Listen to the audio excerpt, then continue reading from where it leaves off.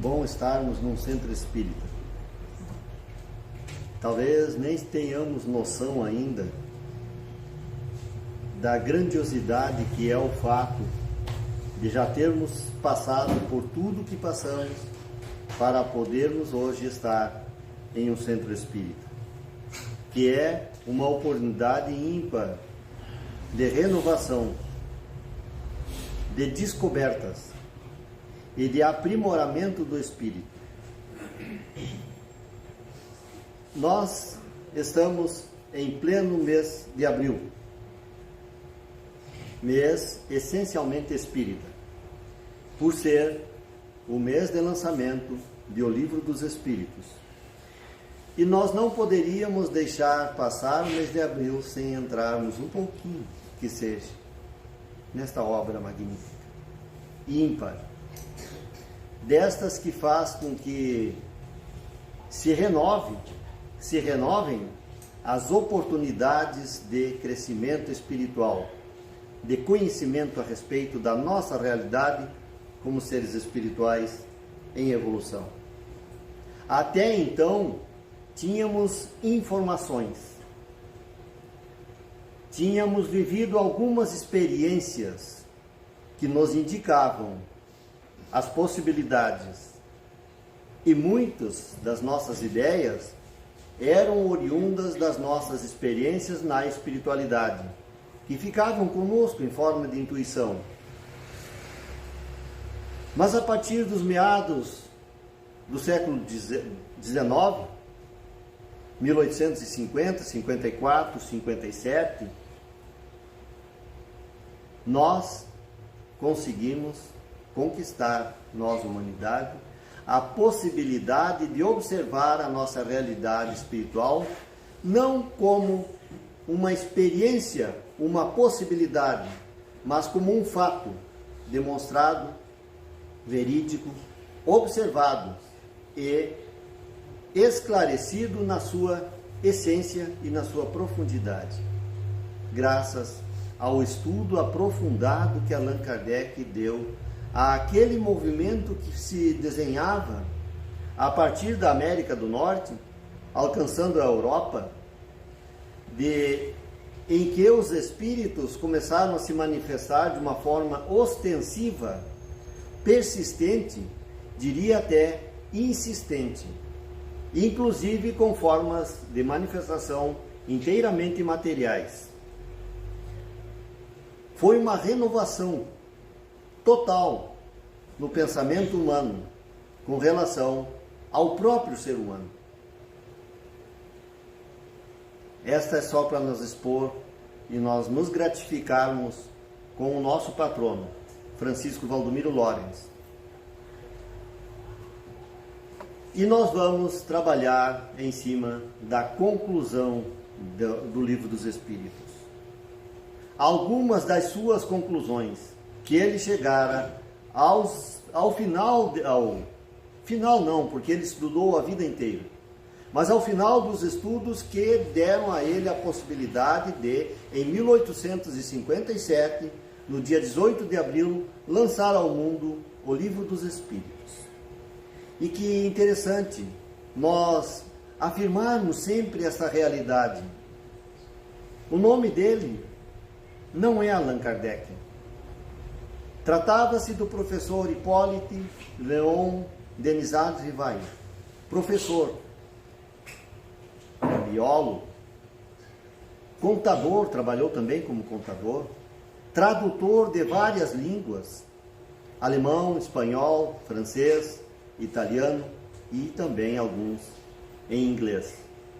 Já era um nome conhecido no meio cultural da França, principalmente de Paris, e que sabia que qualquer obra lançada no seu nome alcançaria o sucesso inevitável, porque todo mundo queria saber de que se tratava aquela obra do senhor Hippolyte. E então ele teve o cuidado de lançar uma obra sem o seu nome principal, com um codinome. E escolheu o nome que, segundo informações da própria espiritualidade, ele teria tido uma encarnação no tempo dos druidas, com o nome de Allan Kardec. E ele adotou este nome, e que fica gravado na memória da humanidade para toda a posteridade, como Allan Kardec. Se eu chegar aqui falando do professor Hippolyte, do professor Rivaio, nem todos nós sabemos de quem se trata.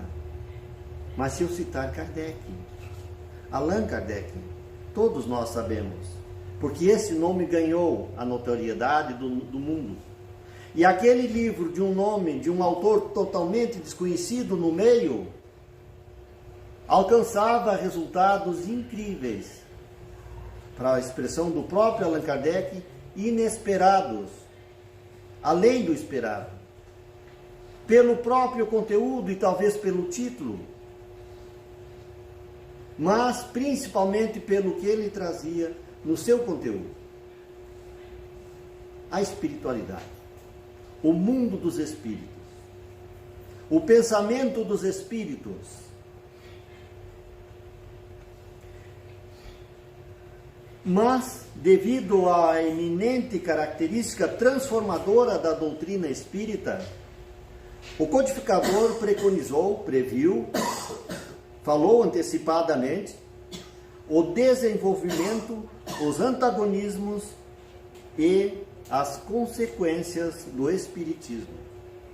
Após esse estudo realizado, ele chegou a algumas conclusões e deixou bem claro essas conclusões que estão guardadas na conclusão do Livro dos Espíritos.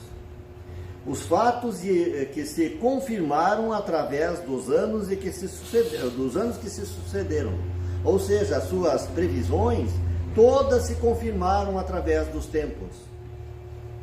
Haja visto que até hoje a ciência, embora muito tenha tentado, um dos maiores nomes da literatura espírita, um grande cientista de renome, de respeitabilidade, honorabilidade, de William Crookes, Sir William Crookes, não pensem que ele caiu de paraquedas dentro das manifestações espíritas.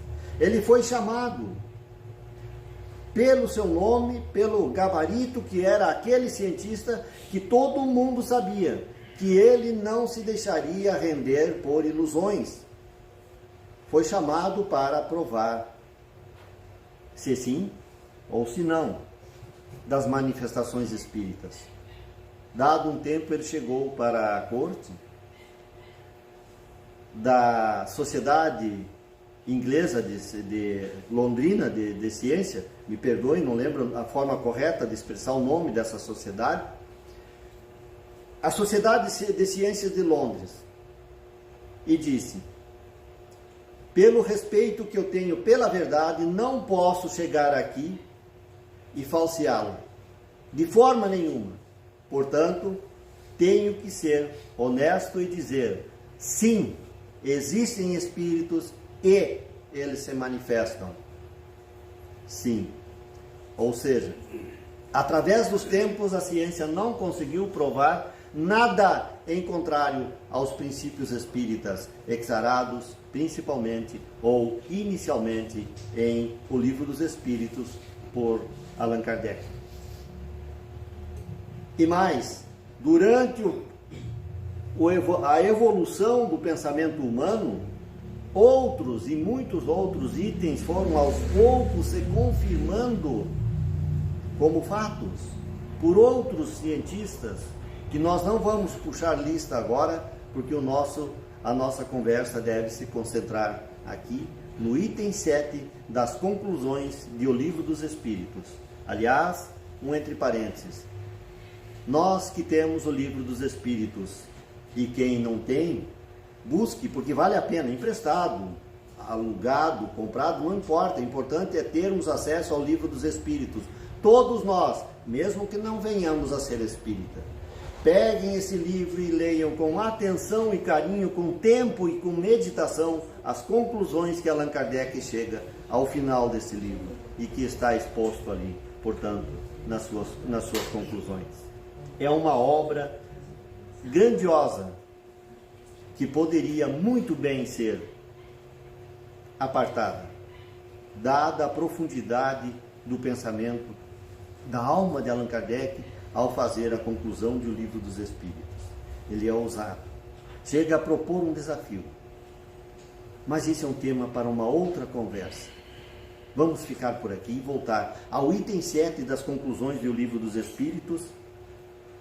Vejamos o que Kardec escreve lá nas conclusões. Allan Kardec, de forma didática, como não poderia ser diferente, apresentam na conclusão do Livro dos Espíritos, lá no item 7, material que merece ser aprofundado nas nossas meditações.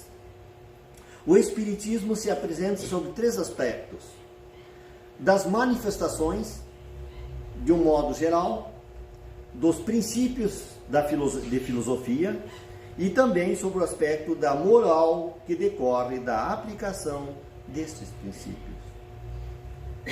Então tem o aspecto das manifestações, que chama a atenção pela fenomenologia, que são essas manifestações.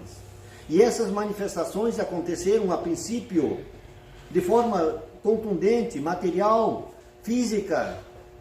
E através destas experiências eles conseguiram, os espíritos, provar a sua presença, a sobrevivência da alma. Mas Allan Kardec não se deteve nas manifestações físicas e observou que muitas demonstravam estar por trás daqueles fatos um princípio inteligente, com lógica, com raciocínio, com direção de raciocínio, com profundidade e certeza, e que isso não pode acontecer no acaso ou de um fantasma que movimenta um objeto. E ele perguntou: o que é que está por trás destas manifestações? Partindo de um princípio da física, que não há causa, não há efeito sem uma causa que lhe provoque. Da mesma forma, disse Allan Kardec, não pode haver um efeito inteligente se não tiver por trás uma causa inteligente. E ele observou que sim, havia uma causa inteligente. E o que é essa inteligência que está por trás desses fenômenos? E a própria inteligência, ou os próprios seres, ou aquilo que provocava essas manifestações, às vezes inteligentes, disseram que eram espíritos de irmãos nossos que já haviam partido para a espiritualidade, de amigos, de parentes, que já estavam do lado de lá. Eles próprios disseram que eram os espíritos daqueles que já haviam desencarnado. Essas são as manifestações. E Allan Kardec não ficou na observação dos fatos. Foi procurar o entendimento e ao que isso vai nos levar. E desse conjunto de conclusões, dessas manifestações, dessas experiências com a espiritualidade, criou um verdadeiro corpo de filosofia, de pensamento, de consequências desses fatos na vida humana. E esses princípios não podiam ser diferentes, tiveram consequências morais que alteraram profundamente o comportamento daqueles que se aprofundaram nesse conhecimento. Nós não somos mais os mesmos após confrontarmos como fato a sobrevivência da alma, a possibilidade da reencarnação e a evolução do espírito. Não agimos mais da mesma forma. Não tem como, porque nós vamos começar a nos questionar o que isso significa, o que eu estou fazendo, o que eu estou pensando ou propondo, tem de impacto nesse processo evolutivo meu e dos meus. Chegou Allan Kardec a deixar escrito que no momento que nós tomarmos consciência da realidade espiritual, os nossos valores de vida mudariam 360 graus. Os valores humanos mudariam completamente de direção. Nós estaríamos em uma outra realidade a partir do momento que tomarmos consciência de que somos espíritos em evolução e que estamos apenas em mais mais uma das nossas experiências evolutivas aqui na matéria. E que a matéria é necessária para a nossa evolução. A matéria é objeto do espírito para a sua evolução. Porque o que realmente vale, o que permanece, o que é o espírito. A organização orgânica, material, física é temporária, é circunstancial e está nas condições que a alma precisa para este momento da sua evolução, para estas experiências que estamos vivendo aqui agora. E no momento que nós tomarmos consciência disso, profundamente alteraremos necessariamente os nossos valores morais perante a vida. E já não podemos mais continuar fazendo o que fazíamos e agindo sem pensar. Formam-se a partir daí 3 classes de espíritas. E ele observou já lá no início, e que nós podemos observar ainda hoje. Aqueles que acreditam nas manifestações, estudando o Espiritismo como uma verdadeira ciência experimental, mas não tiram lições úteis desta. São aqueles exclusivamente científicos. E já citamos, e voltamos a citar o livro A História da Espiritualidade, do Conan Doyle, que em inglês, e portanto neo-espiritualista, da escola inglesa, que se fixaram a priori na comprovação das manifestações, portanto um método inteiramente científico, com rigores e com exigências, e aí está o grande valor das suas experiências, mas não aprofundaram no sentido filosófico, nas manifestações inteligentes, nas consequências disso no transcorrer da vida. Esse livro é muito interessante de se ler porque nos dá noção de como chegamos às conclusões e como nós brigamos contra elas em outro tempo. Como a escola inglesa se caracterizou, portanto, pelo aspecto científico da comprovação da sobrevivência do espírito e da possibilidade de provocarem os fenômenos e se manifestarem. E que eram realmente espíritos. Bom, lendo o livro nós vamos compreender um pouco melhor. Mas Allan Kardec não ficou na comprovação da sobrevivência do espírito ou das suas manifestações.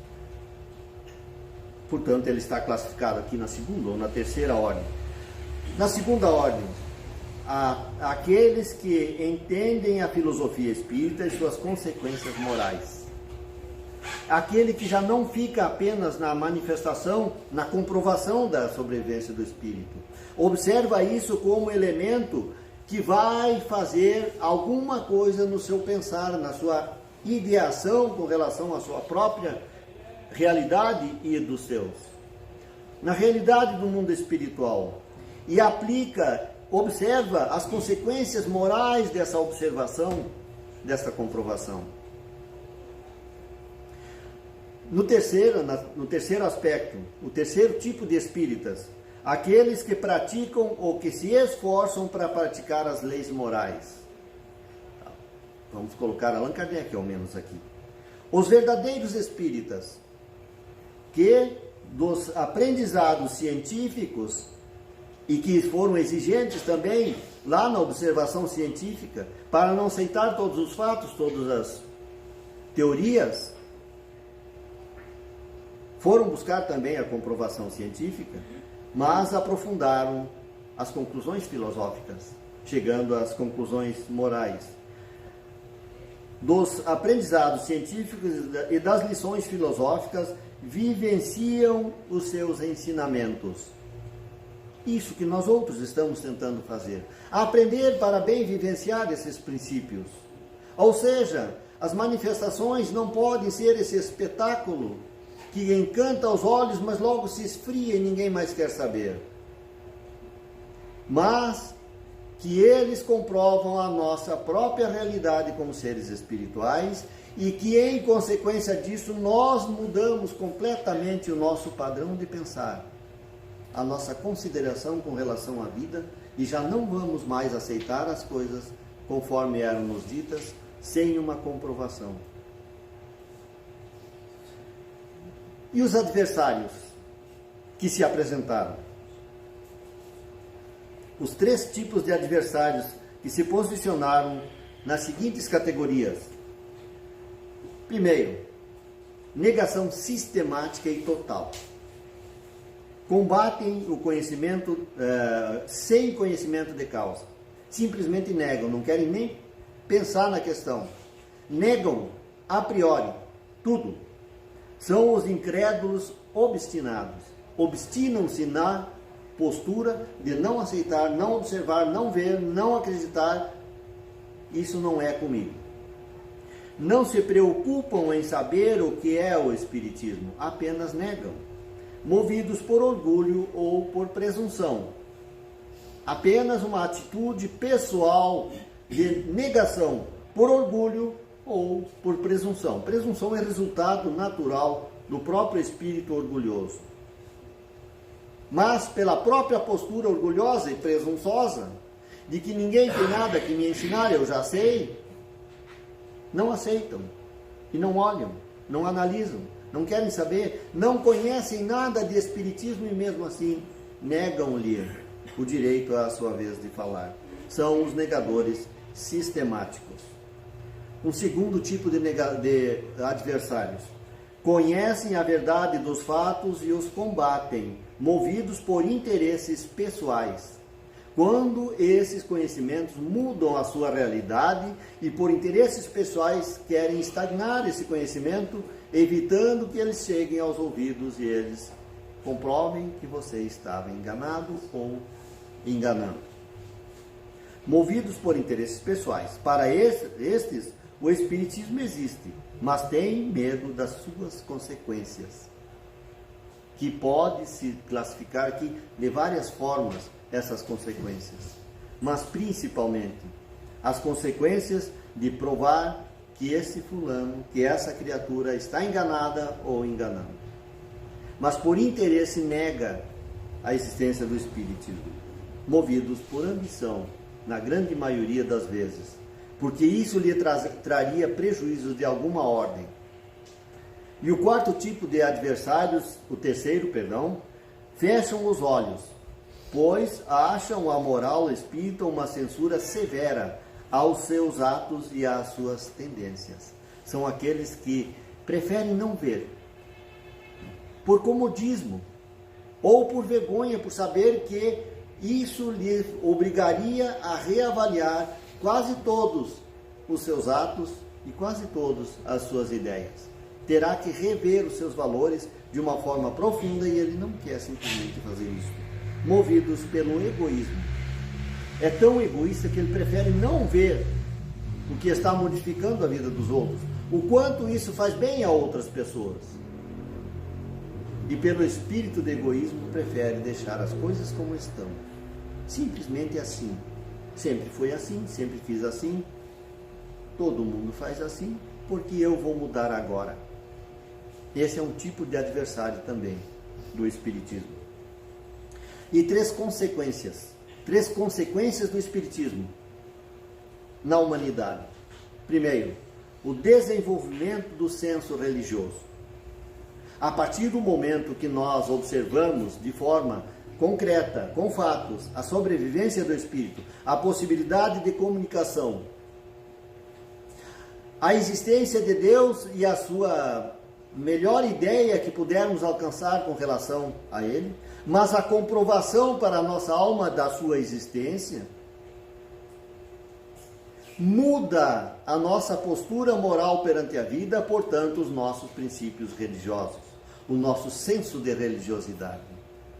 Porque estes temas estão todos afeitos ao sentimento religioso.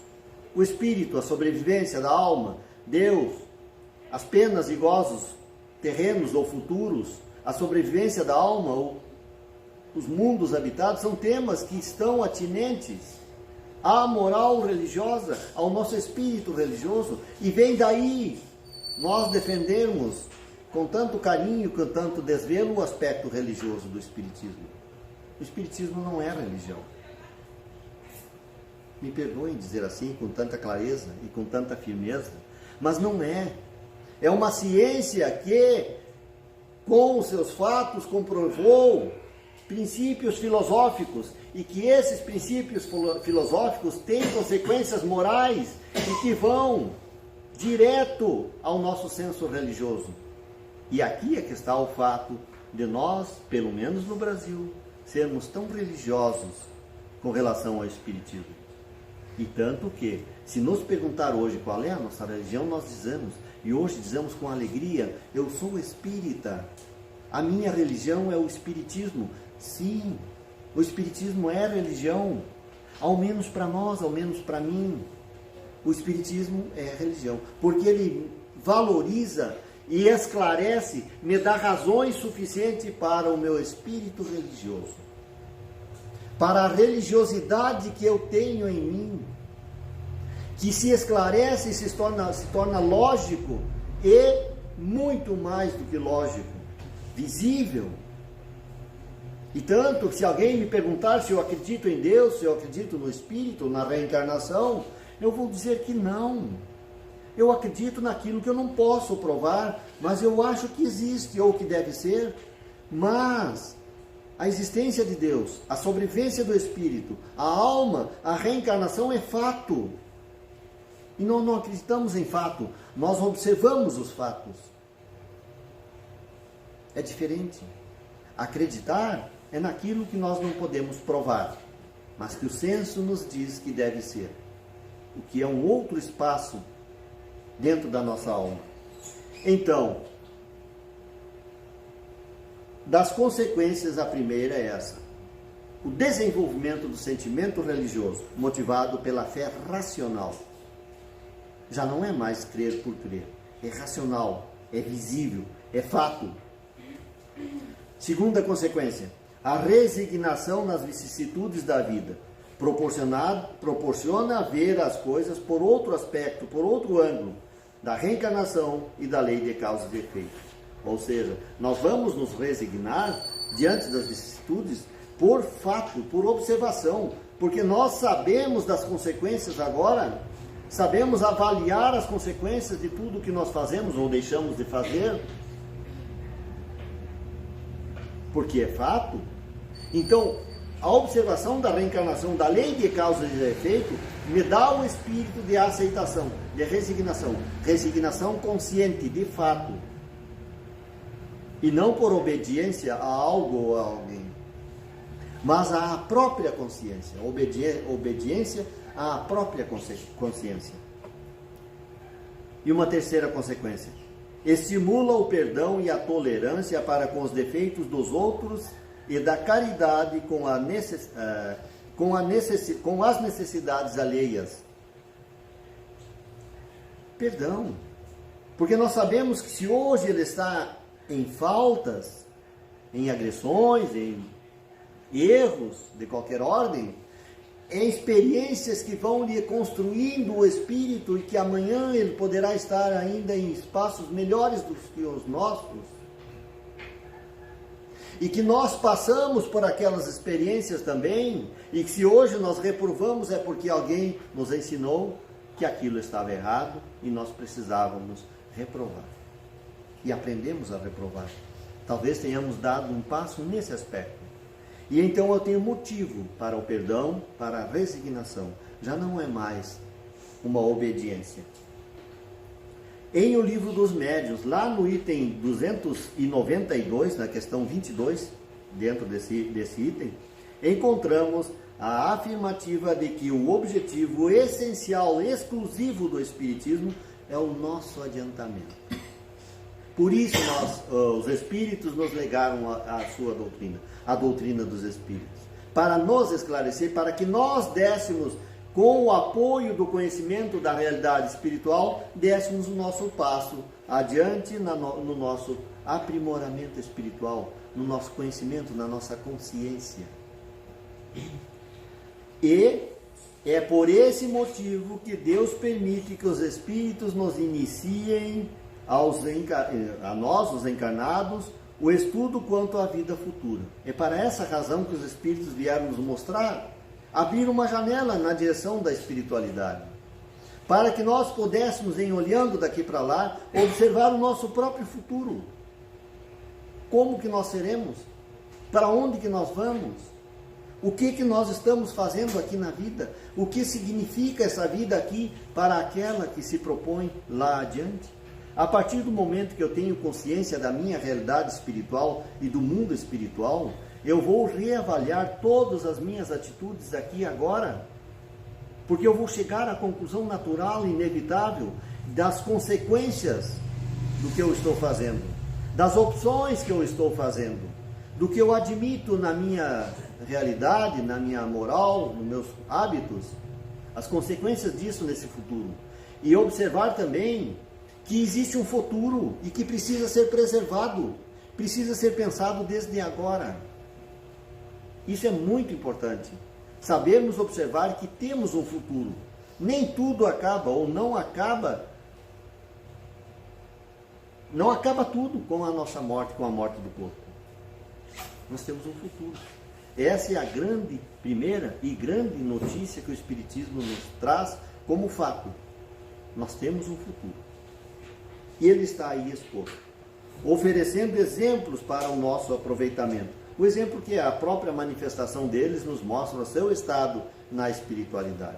Como eles chegaram lá, que os motivaram para as dores que estão hoje lhes atendendo lá. O que os motivou a ponto de chegarem tão iluminados na espiritualidade. E nós observando a vida presente, nós vamos saber observar as consequências para nós quando chegarmos lá. E é um pouco vago, talvez, nós falarmos do que vai acontecer depois da morte. É lá no futuro. Eu quero pensar no aqui e agora. Mas tudo que nós fazemos aqui impacta necessariamente no lá. E não tem como nós não pensarmos naquilo que está lá. E lá as consequências do aqui vão junto conosco.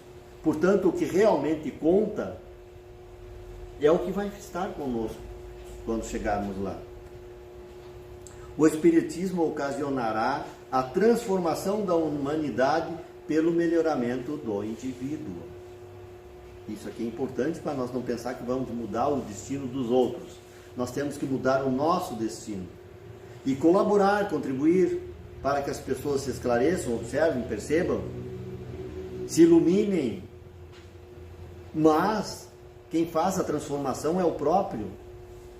O conhecimento é muito importante, mas não é tudo. A decisão pessoal é que realmente vai mudar o espírito daquele que já ficou sabendo das coisas.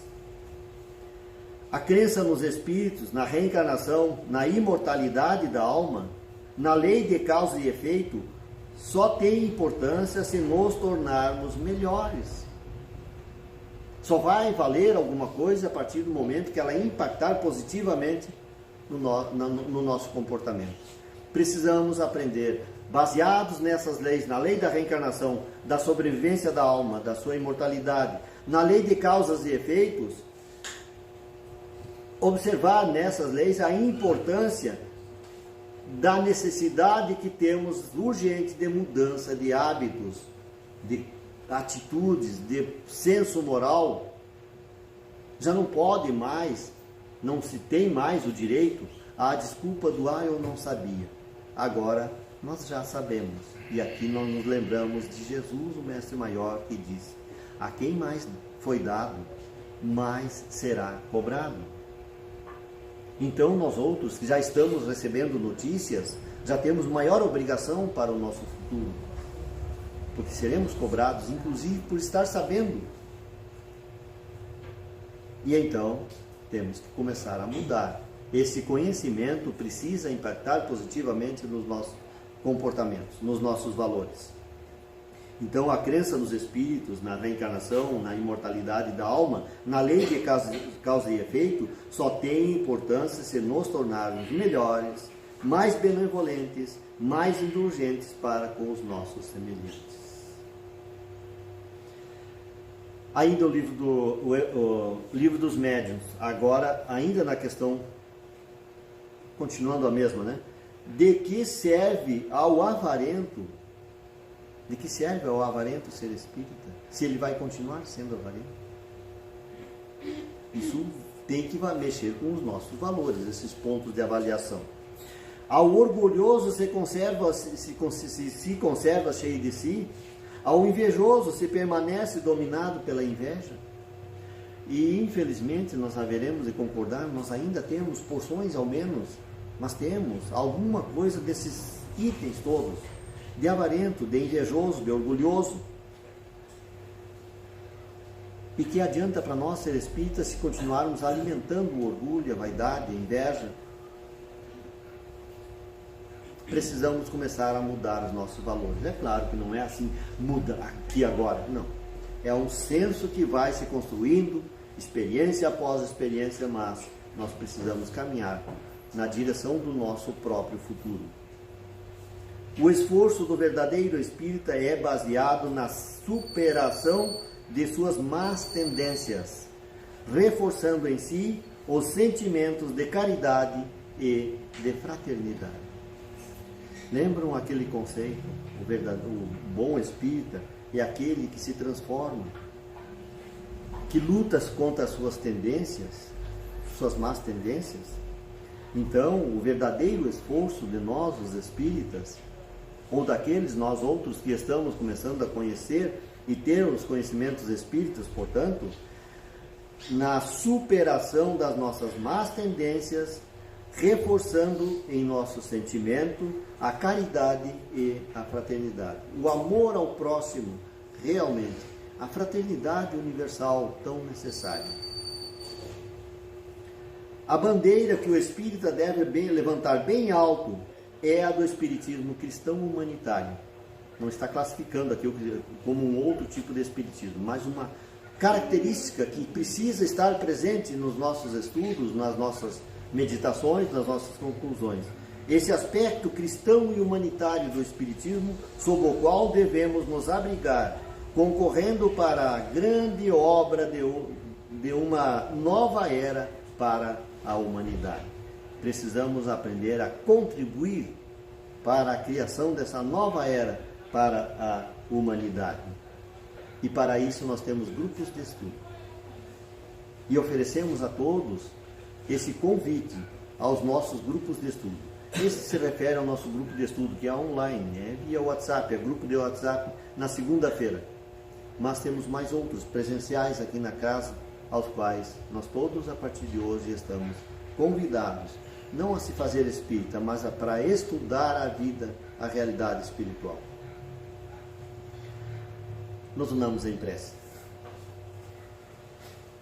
Elevemos um pensamento de paz e harmonia, na busca da espiritualidade superior, na busca de Jesus, o nosso Mestre maior. Mentalizemos a sua presença amiga entre nós, iluminando esse ambiente de muita paz e harmonia, inflando em nossos corações a alegria da fé verdadeira, esclarecida, que realmente modifica a nossa vida. Que a tua paz, querido Mestre, esteja conosco hoje e sempre. E esse mesmo sentimento nós podemos levar aos nossos lares, esta mesma energia, aos nossos vizinhos indistintamente. Todos recebam nesse momento vibrações de paz, de harmonia, de valores espirituais. Oremos também por aqueles que estão nas casas de assistência, nos hospitais, presídios, por aqueles que transitam pelas ruas desorientados, sem rumo. Peçamos por eles que uma luz da espiritualidade os amanhe nas suas dores e nos seus sofrimentos, inspirando a paz e a harmonia e a confiança de que tudo passa e o futuro é de luz e bênçãos. Peçamos bênçãos à nossa casa espírita, para que ela seja sempre corrigida e caminhe com firmeza na sua tarefa de iluminação dos nossos espíritos e de todos que por aqui aportam. Que a paz de Jesus permaneça em nossos corações, hoje e sempre. Que assim seja. Graças a Deus.